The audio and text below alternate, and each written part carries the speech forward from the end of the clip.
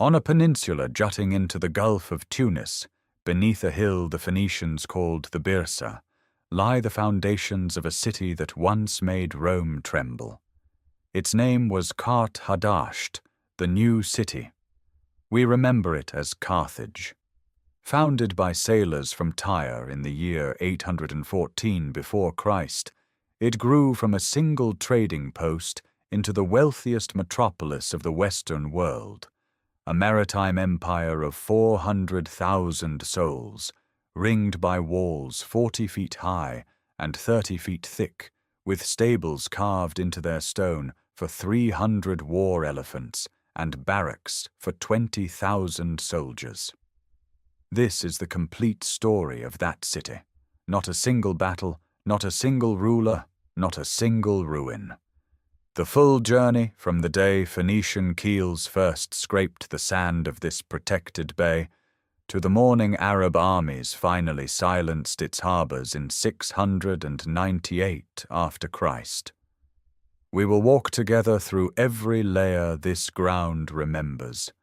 We will stand on the Byrsa when it held only timber huts and the scent of pine resin from new ships. We will watch the engineers cut the circular military harbour, 325 metres across, and the rectangular merchant harbour beside it, where tin from distant Britain met silver from Spain, grain from the African plains, and purple dye from workshops crowded along the quay. We will climb the triple land walls when their towers crowned the horizon, and step into whitewashed houses where families drew water from cisterns and lit oil lamps before the goddess Tanit and the god Baal Hammon. We will follow Hannibal across the Alps with his elephants, watch Rome stagger and survive, and stand inside the city during the final siege of 146 before Christ, when Roman soldiers fought house to house up the slope of the Byrsa, and the city burned for 17 days. We will see the salt ploughed into the ash. Then, a century later, we will watch Augustus refound Carthage as a Roman colonia, a new street grid laid over buried Phoenician stones. We will walk its forum and amphitheatre, bathe in the Antonine waters fed by 90 miles of aqueduct from the springs of Zaghuan, and witness the Vandals seize it, the Byzantines reclaim it, and the Arabs end it forever. And then we will return to today, where column drums lie scattered in olive fields, where the curve of the ancient harbours still presses against modern Tunisian suburbs, and where excavators keep pulling new answers from the soil. Carthage is not only a memory, it is a city written into the bones of Rome itself, into Latin literature, into every empire that has ever feared a rival across the sea. If you enjoy complete journeys through the cities that shaped history, subscribe so you do not miss what comes next. Each week we bring you the full story of a world built in stone, mortar, and human ambition. Now let us step onto this peninsula before the first stone was ever cut, and begin where Carthage itself began. Before the city, there is the shape of the land. A low limestone peninsula leans out into the Gulf of Tunis, hooked between two shallow lagoons that mirror the sky. To the north, the salt waters of the Lake of Tunis lie almost still, broken only by flights of flamingos. To the south, marshes stretch toward the plain. Between them, a narrow neck of dry ground rises to a single crowned hill, scarcely 60 meters high, yet visible from far out at sea. The Phoenicians who first round this coast in their long cedar ships understand at once what they are looking at. The shore is sheltered. The deep water comes close. The hill commands every approach. Behind it, the plain runs inland toward fertile valleys and grazing land. Offshore, the channel between this coast and the mountains of Sicily is narrower than almost anywhere else in the Central Sea. The routes branch outward from here to Sardinia, to the silver hills of Iberia, to the tin shores beyond the Pillars of Hercules. The peninsula is not merely a harbour, it is a hinge upon which the western Mediterranean turns. Tradition places the founding in the year 814 before the Common Era. The settlers come from Tyre, the great Phoenician port on the Levantine coast, driven west by political quarrels and by the long Phoenician hunger for new markets. They carry their gods, their alphabet, their weights and measures, the knowledge of the stars. They carry the name of their venture, Carthage, the new city. The first traces are modest: post holes for timber walls, hearths sunk into the soft rock of the hill, storage pits cut for grain and oil, pottery imported from Tyre, from Cyprus, from the Aegean, layered now beneath later stone. The earliest sanctuary appears almost at once on the slope, a small open-air precinct where urns will be set for centuries, the tophet, sacred to the goddess Tanit and to Baal Hammon, lord of the burning sun. Around it, a low rampart of earth and rubble traces the first boundary. By the 7th century before the Common Era, the shape of a town has formed. Workshops along the shore turn out iron-grey amphorae that will travel to every port of the Western Sea. Quays of cut stone reach into the calm water of the inner lagoon, where the first deliberate harbour basin is shaped from natural inlets. Houses of mud brick on stone foundations climb the slope of the hill the Greeks will one day call Byrsa. The indigenous Berber peoples of the surrounding plain come down to trade. Grain, hides, livestock, the dye-stuffs of the inland marsh, and Phoenician goods move outward in return. Nothing yet announces empire. There are no walls of 40 feet, no circular military harbour, no temples crowded with marble. There is only a hill above 2 lagoons, a few thousand inhabitants, the smell of cedar smoke and salt, and a horizon that opens westward across the sea. But the choice has been made. The position has been claimed. On this narrow peninsula, the city that will one day stand against Rome has begun, quietly, to take root. By the middle of the 7th century before the Common Era, the settlement on the Byrsa has outgrown timber and mud brick. Stone begins to rise. Not the rough field stone of the first foundations, but dressed limestone blocks quarried from the peninsula itself, pale gold in morning light, cut square, laid in courses that lock without mortar. The Phoenician masons who shape these blocks have learned their craft in Tyre and Sidon, cities already 1,000 years old. They bring that knowledge westward. The first stone walls climb the slopes of the Byrsa hill, enclosing the summit where the earliest houses stood. These are not yet the triple ramparts that will one day hold back Roman siege engines. They are modest defences, perhaps 12 feet high, thick enough to turn away raiders from the interior or rival Greek colonists from Sicily. But they mark a threshold. Carthage is no longer a camp. It is becoming a city.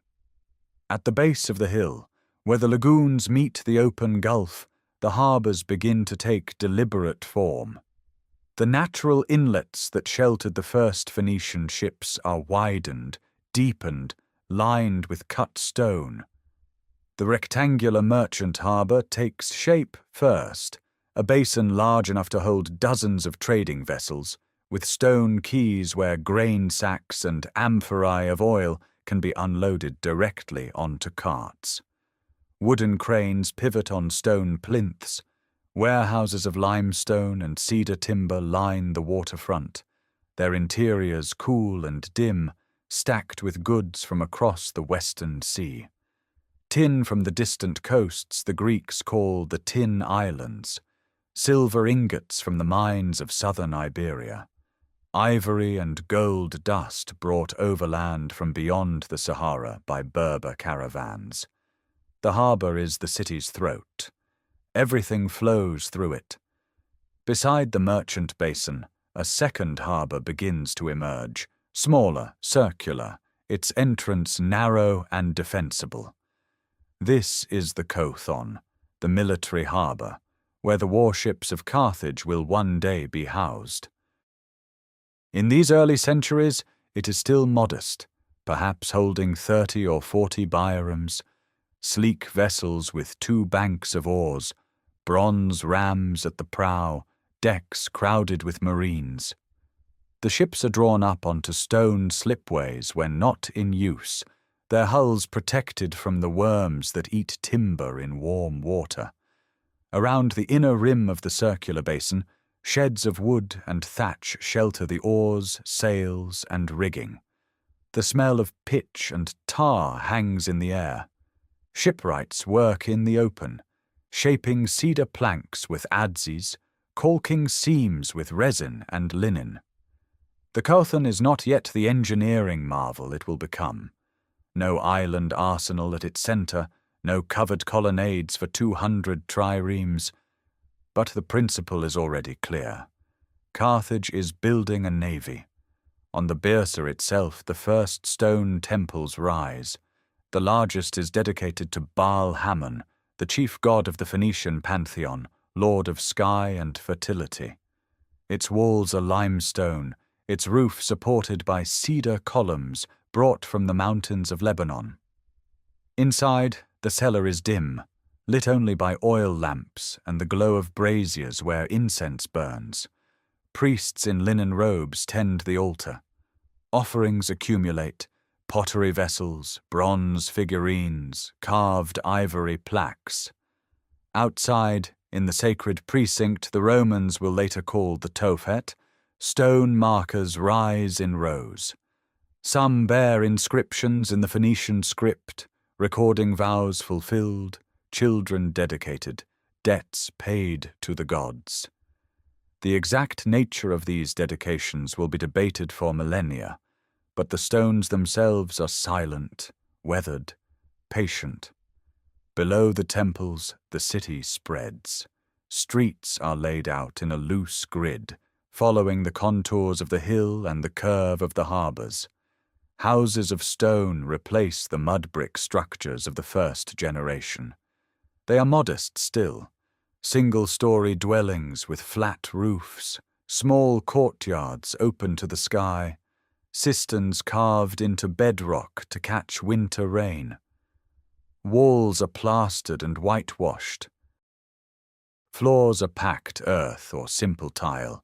Families sleep on raised platforms, cook over charcoal braziers, store grain in ceramic jars sealed with clay. The city is not yet crowded. There is space between buildings, room for gardens and workshops, for the forges of blacksmiths and the vats of dyers who work the murex shells brought up from the shallows. By 400 before the Common Era, Carthage controls a network of settlements along the North African coast, trading posts and fortified harbours stretching from the Pillars of Hercules to the edge of Cyrenaica.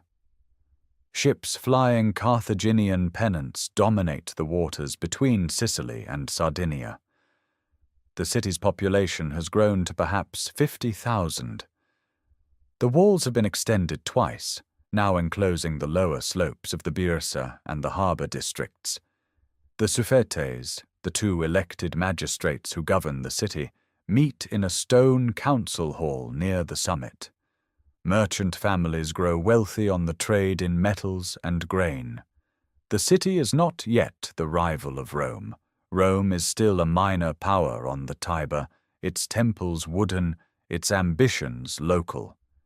But Carthage has become the greatest city of the Western Sea, and the stones rising from the Byrsa are the first syllables of a name that will echo for 1,000 years. The 4th century before the Common Era opens upon a Carthage no longer content with the lower slopes of the Byrsa. The city climbs. Whitewashed limestone houses rise 3 and 4 stories along narrow streets that follow the contours of the hill, their flat roofs gathering rainwater into cisterns cut deep into the bedrock. These are the insulae of Punic Carthage, apartment blocks pressed shoulder to shoulder, divided by alleys barely wide enough for 2 laden donkeys to pass. From the harbour up to the citadel, the city has become a single vertical organism of stone, lime, and timber. Around it, a new shape of defence takes form. The triple wall of Carthage, completed across the late 4th and early 3rd centuries before the Common Era, runs more than 30 kilometres around the peninsula and across its narrow neck. At the landward approach, the engineers raise their masterpiece, 3 parallel walls, an outer ditch and palisade, fronting a stone curtain 40 feet high and 30 feet thick at the base. Hollowed within the masonry itself, 2 tiers of vaulted chambers run the length of the line. The lower vaults stable 300 war elephants, each in its own bay of cut limestone. Above them, barracks house 20,000 foot soldiers and 4,000 cavalry, with magazines for grain and weapons set into the thickness of the stone. Below the citadel, the harbours are remade. The merchant basin fills each morning with the ships of a maritime empire. Spanish silver in sealed lead crates, tin from the far Atlantic, ivory and gold from beyond the Sahara, grain from the Cap Bon plains, salted fish from Gades, and bolt after bolt of cloth dyed in the deep murex purple that only Carthage produces in such quantity. Beyond it, the circular Cothon opens like a stone wheel more than 300 meters across, ringed by covered ship sheds where war galleys rest on slipways, hidden from foreign eyes. The empire that feeds these harbours stretches across the western sea. Carthaginian governors administer the coasts of North Africa from the Atlas to Cyrenaica. Garrisons hold the silver mines of southern Spain. Fleets patrol Sardinia, the Balearic Islands, and the western half of Sicily, where Lilybaeum rises as a fortified outpost facing the Greeks of Syracuse. Within the walls, the population swells toward 300,000. The streets fill with the sounds of a great workshop, the clatter of looms, the hammering of bronze smiths, the slow grinding of mills, the cries of fishmongers along the quays. In the dye yards near the lagoons, vats of crushed murex shells stain the walls an indelible violet. On the summit of the Byrsa, the temple of Eshmun rises above the rooftops, reached by a stair of 60 steps cut into the limestone. From its precinct the city falls away on every side, the harbours gleaming below, the walls running out toward the isthmus, the cultivated fields and white country estates stretching inland toward the slopes of Zaghuan. By the middle of the 3rd century before the Common Era, Carthage has become the wealthiest city of the Western world, and the sea between its harbours and the coast of Italy has narrowed into a single contested horizon, where another power, no longer minor, no longer wooden, has begun to look back. Yet the horizon waits. Within the walls, the city continues its long, patient routine. Dawn arrives over the eastern lagoon as a thin line of copper, and the streets of Carthage begin to fill before the sun has cleared the harbour towers. Water is the first sound. Beneath every house, beneath every courtyard, beneath the steep lanes climbing the Byrsa, vaulted cisterns hold the winter rains. Buckets descend on ropes into shafts cut through limestone, and the cool mineral water rises into clay jars carried on the shoulders of household servants. The houses themselves are tall and narrow, 3 and 4 stories of whitewashed rubble walls, their lower courses faced with cut ashlar. Each opens upon a small interior courtyard, paved in limestone slabs, where a single fig tree may stand beside the cistern mouth. Floors are laid in opus signinum, a hard pink mortar studded with chips of marble that glitters faintly when wet. Walls are plastered and washed in pale ochre or simple white. Bronze lamps hang from beams of imported cedar, and the smell of resin lingers in the upper rooms. By the 2nd hour after dawn, the markets between the harbours and the agora have come alive. Stalls of woven palm offer wheat from the Bagrada's valley, barley, lentils, salted tunny from the Gulf, jars of olive oil from the country estates near Zaghuan. Phoenician glass beads glint beside Egyptian faience. A weigher's bronze balance trembles on its pivot. From the dye yards beyond the lagoon comes the sour marine breath of crushed murex. From the kilns of the potter's quarter, the smoke of fired clay drifts low across the rooftops. In the workshops behind the harbour, artisans hammer thin sheets of silver from Iberian mines into bowls and amulets. Weavers at upright looms pull threads of wool dyed 3 times in purple, the colour of priests and magistrates. Carpenters shape cedar planks into the long curved hulls of merchant ships. Scribes seated in shaded porticos draw the angular Punic script across waxed tablets and papyrus, recording cargoes, debts, the names of gods invoked over a sealed contract. In the precinct of Tanit, beneath the open sky, families bring small stelae of carved limestone, each marked with the sign of the goddess, a triangle surmounted by a disc, 2 raised arms. Smoke rises from low altars of bronze. In the shaded colonnades of the agora, the suffetes hear petitions, and the Council of Elders deliberates on grain prices, naval levies, the wages owed to mercenaries returned from Sicily. Toward evening, the harbours slow. The circular naval basin closes its chains. The merchant quays empty of porters.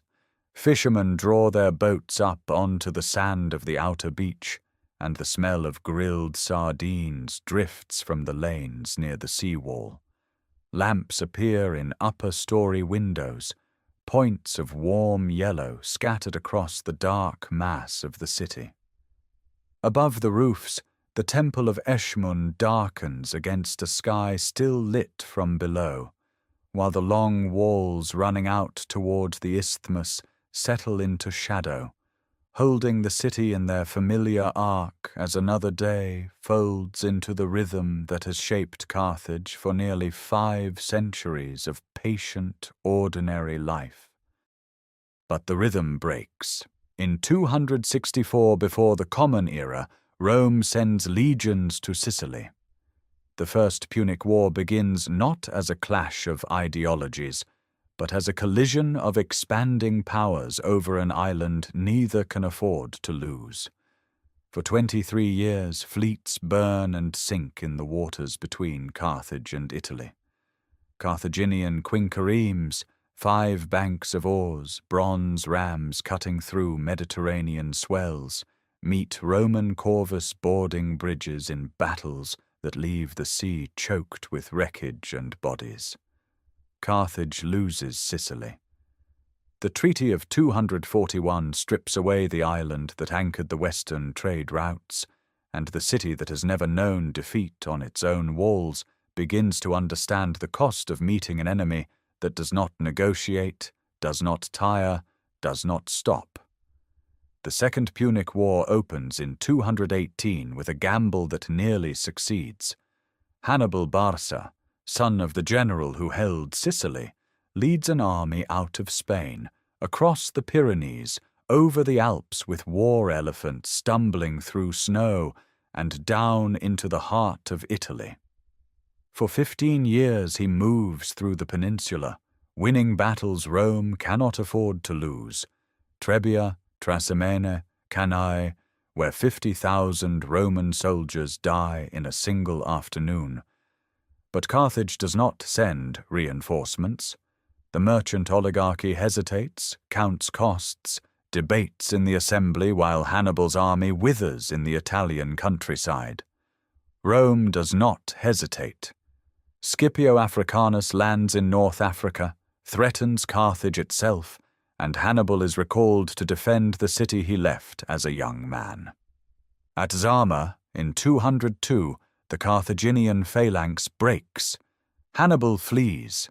The war ends with Carthage stripped of its fleet, its territories, its silver mines, its empire, everything but the city itself, and a narrow strip of North African coast. For 50 years, Carthage pays tribute. The harbours remain, but the warships are gone. The walls stand, but the elephant stables are empty. The city rebuilds its wealth through grain and olive oil, through the patient commerce that first made it great, and Rome watches with the suspicion of a rival that has not forgotten how close it came to annihilation. In the Roman Senate, Cato the Elder ends every speech with the same words: Carthage must be destroyed, not contained, not weakened, destroyed. In 149, Rome finds its pretext. The Third Punic War is not a war but an execution.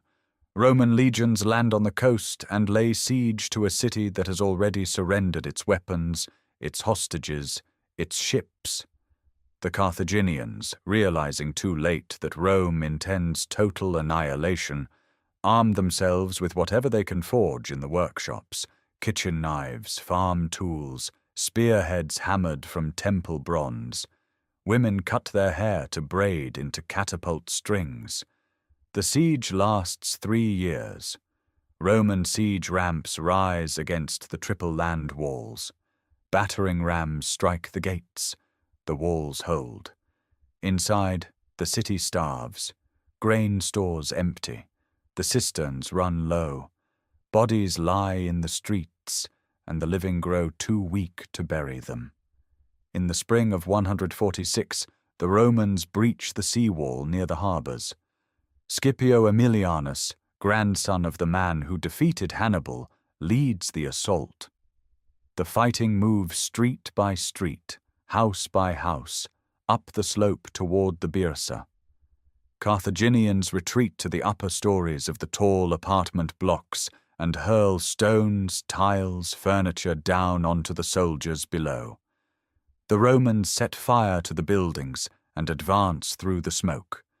For 6 days, the city burns as the legions fight their way upward. On the 7th day, the last defenders, soldiers, priests, civilians who refuse to surrender, barricade themselves in the temple of Eshmun at the summit of the Byrsa. The temple burns. 50,000 Carthaginians, the remnants of a population that once numbered 400,000, are sold into slavery. The rest are dead. The fire continues for 17 days. Systematic, deliberate. Roman soldiers move through the ruins with torches, ensuring that every timber roof, every wooden beam, every grain store and workshop and home is consumed. The harbour installations are dismantled. The walls are pulled down, stone by stone. The Senate orders the site ploughed and sown with salt, a ritual curse meant to ensure that nothing will grow here again. Carthage, the city that challenged Rome for mastery of the Mediterranean, ceases to exist. What remains are blackened foundations, toppled columns, and the memory of a rival that came closer than any other to breaking the republic that would become an empire. Yet the site is too valuable to remain empty. A century passes. The blackened stones lie scattered across the peninsula, half buried in wind-blown sand and wild grasses. Berber farmers plant wheat in the fields where the Börse once stood. Fishermen moor their boats in the silted remains of the harbours. The ruins are quarried for building stone. But the peninsula still commands the Gulf of Tunis, still sits at the crossroads of the western Mediterranean, still offers the same natural advantages that drew Phoenician sailors 8 centuries before. In 44 before the Common Era, Julius Caesar stands among the ruins and orders the refounding of Carthage as a Roman colony. He is assassinated before the work begins. His adopted son, Augustus, completes it. In 29 before the Common Era, Roman surveyors arrive with measuring rods and plumb lines. They lay out a new city on the bones of the old. The Roman grid descends upon the peninsula like a net. Streets run straight, intersecting at right angles, dividing the land into rectangular blocks. The Cardo Maximus, the main north-south avenue, climbs the Börse hill where Punic temples once stood. The Decumanus Maximus crosses it east to west, lined with colonnaded porticos. The Forum rises at the intersection, a vast paved square surrounded by basilicas and temples. Beneath the Roman pavement, Phoenician foundations remain, ashlar blocks, cistern vaults, fragments of walls. But the new city does not acknowledge them. It builds over them, buries them, erases their geometry with its own. Colonia Julia Concordia Carthago, the Julian colony of harmonious Carthage, a Roman city in a Roman world. Stone arrives by ship from quarries across the empire. Marble from Chemtu in the Numidian hills, granite from Egypt, porphyry from the eastern deserts. Columns rise in the Forum, each shaft a single piece of stone 20 feet tall, crowned with Corinthian capitals carved with acanthus leaves. The Capitoline Temple is built on the summit of the Börse, dedicated to Jupiter, Juno, and Minerva, its steps ascending toward a portico of fluted columns and a pediment carved with gods and eagles. Below, the city spreads in orderly blocks. Insulae, multi-story apartment buildings, line the streets, their ground floors occupied by shops and taverns, their upper floors by tenants who rent rooms by the month.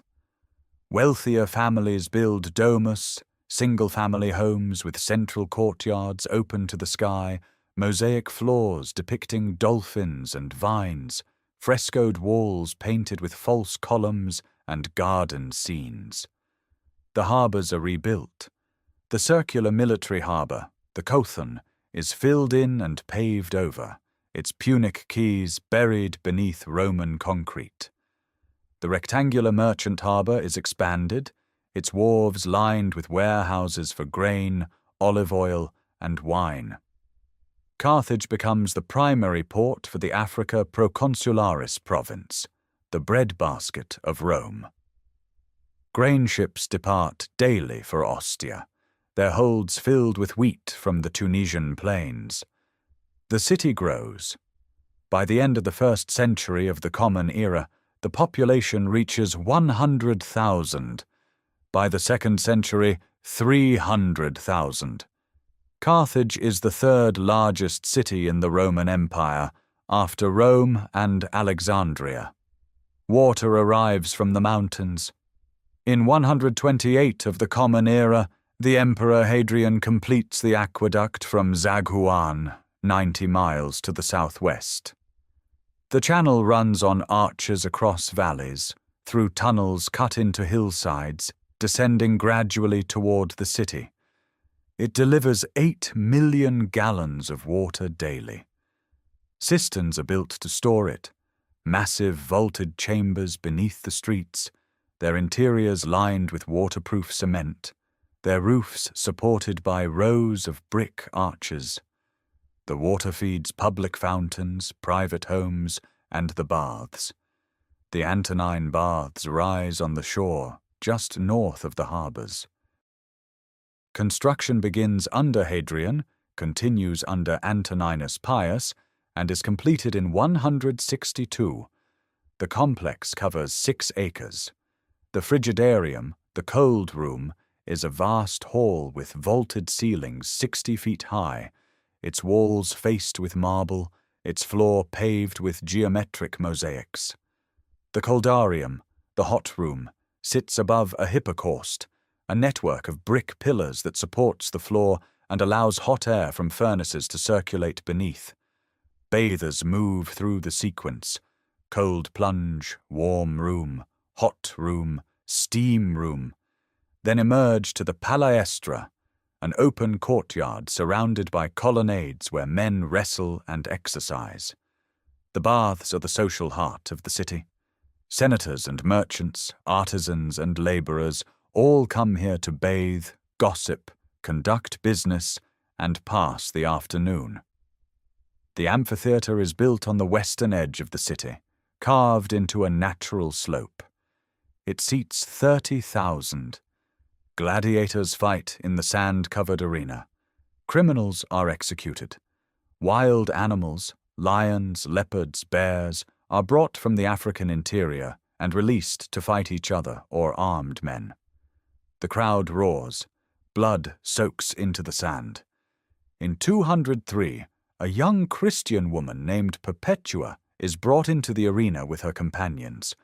They are mauled by a wild cow, then beheaded. The crowd watches. The empire is still pagan, still hostile to the new faith. But Christianity is spreading through North Africa, and Carthage is becoming one of its centres. By the 3rd century, the city is Christian. Basilicas replace temples. The Damus el Carita Basilica, one of the largest in the Christian world, is built on the northern edge of the city, its nave lined with columns, its apse decorated with mosaics of saints and martyrs. Councils are held in Carthage. Bishops debate doctrine. Augustine of Hippo visits, preaches, argues with heretics. The city that once sacrificed children to Baal Hammon now baptizes them in the name of Christ. The transformation is complete. Carthage is Roman, Christian, and prosperous. The aqueduct still flows, the baths still steam, the grain ships still depart for Italy. The city has forgotten it was ever Punic. Then the world cracks. In the early 5th century, the Western Roman Empire fractures under the weight of its own borders. Across the Rhine and the Danube, peoples long pressed against the frontier begin to move. Among them, the Vandals, Germanic warriors who have crossed Gaul, descended through Hispania, and reached the southern shore of the Iberian Peninsula. In 429, their king Gaiseric leads 80,000 of his people across the narrow strait into North Africa. They march east along the coast, past olive groves and Roman villas, past cities that surrender or fall. For 10 years they advance, and Carthage waits. In 439, Gaiseric takes the city without a siege. The Roman garrison is unprepared, the walls poorly manned, the population uncertain. The Vandals enter through the gates almost peacefully. Churches are seized, estates are redistributed. The grain fleet that once sailed for Rome now sails for Vandal coffers. Carthage becomes the capital of a kingdom that stretches from the Atlas Mountains to Sicily, and from the desert to the sea. The city does not burn. It changes hands. The Forum still stands. The Antonine Baths still steam. The amphitheatre still holds games, though fewer. The aqueduct still flows from Zaguan, its arches striding across 90 miles of countryside. Vandal kings take up residence on the Byrsa, in palaces built upon Roman foundations laid upon Punic stone. Gaiseric rules from there for nearly 40 years, sending fleets across the Mediterranean, sacking Rome itself in 455. A strange reversal. the daughter city pillaging the mother that once destroyed her ancestor. Yet the Vandal century is not only conquest, it is administration. The Latin language continues. Roman law continues, modified. Carthaginian merchants continue to trade, though now under new masters. The Christian church endures, though split. The Vandals are Arian Christians, and they persecute the Nicene majority. Bishops are exiled, basilicas are seized. The Damus el Carita changes hands. Theological argument becomes political weapon. The city's spiritual life, so vivid in the Roman centuries, becomes contested ground. Then Constantinople remembers Africa.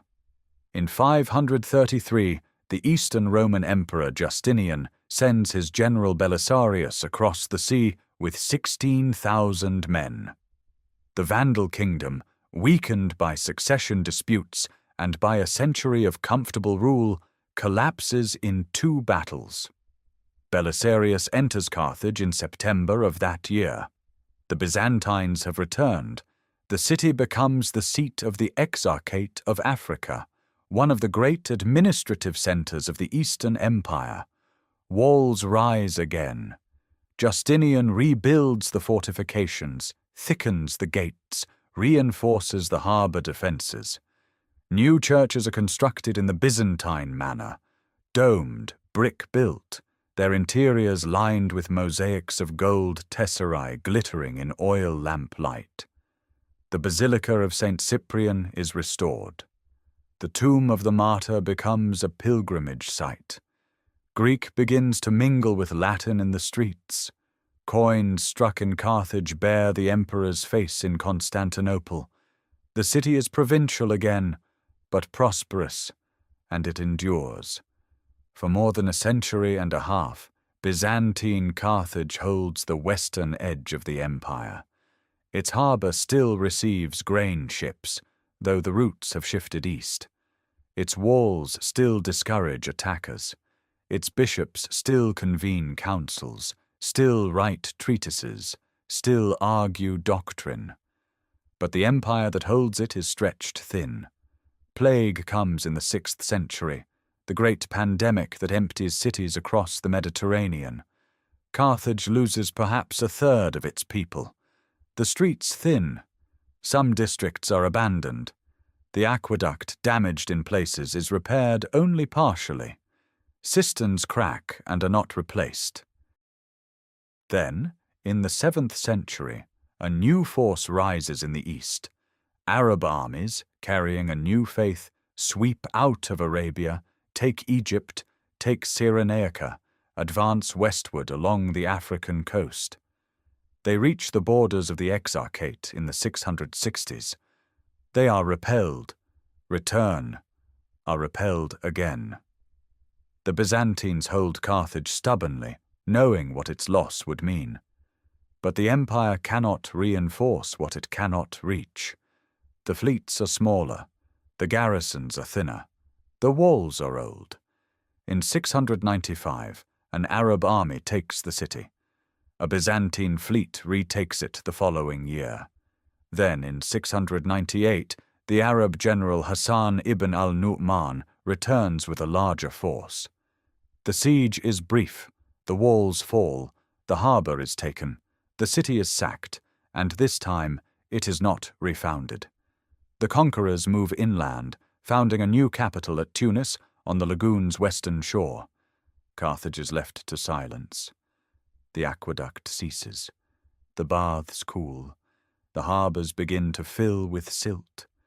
The stones await the long centuries of forgetting. The silence lasts longer than the city did. For centuries, the peninsula lies open to wind and rain. Farmers plough the slopes of the Byrsa, turning up fragments of marble and terracotta. Shepherds graze flocks where the forum once stood.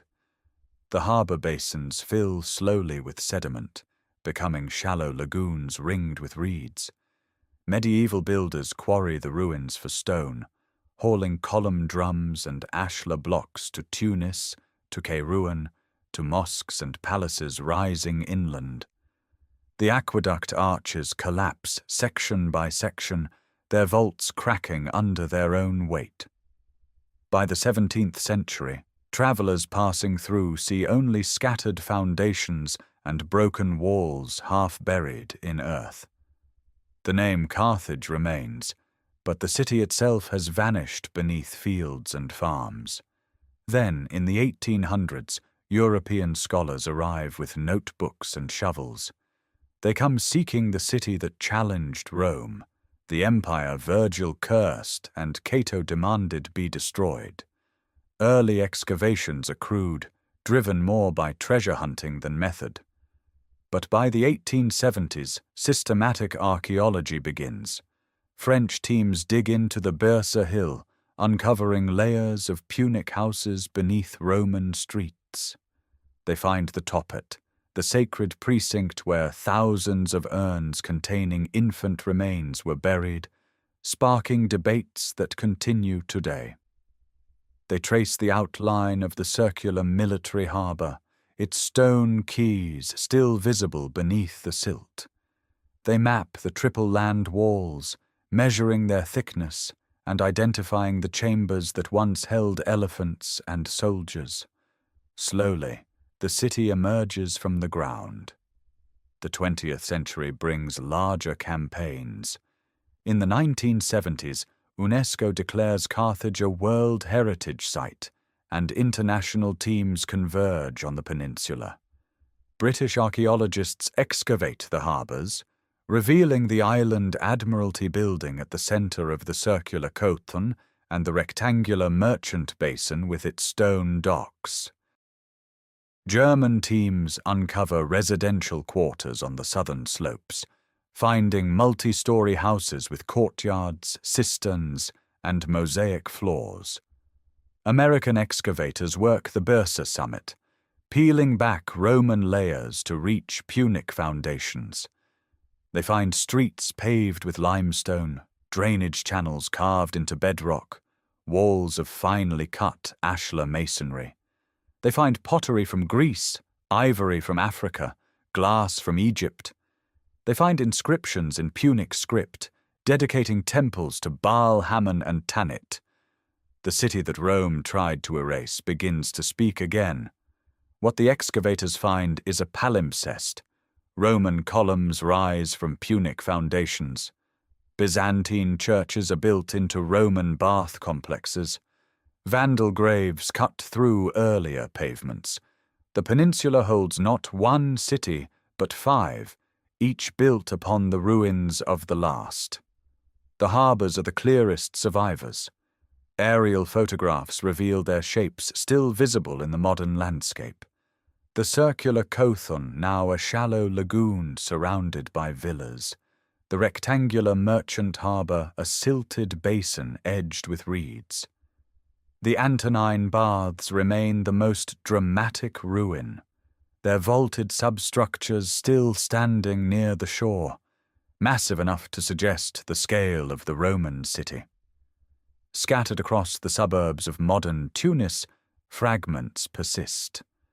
A stretch of aqueduct arches in a park, a section of Roman street beneath a parking lot, column drums lying in gardens, cistern vaults converted into storage cellars. Yet much is lost. The Punic city, the one that Hannibal knew, survives mostly in foundations. The temples are gone. The walls are quarried down to their lowest courses.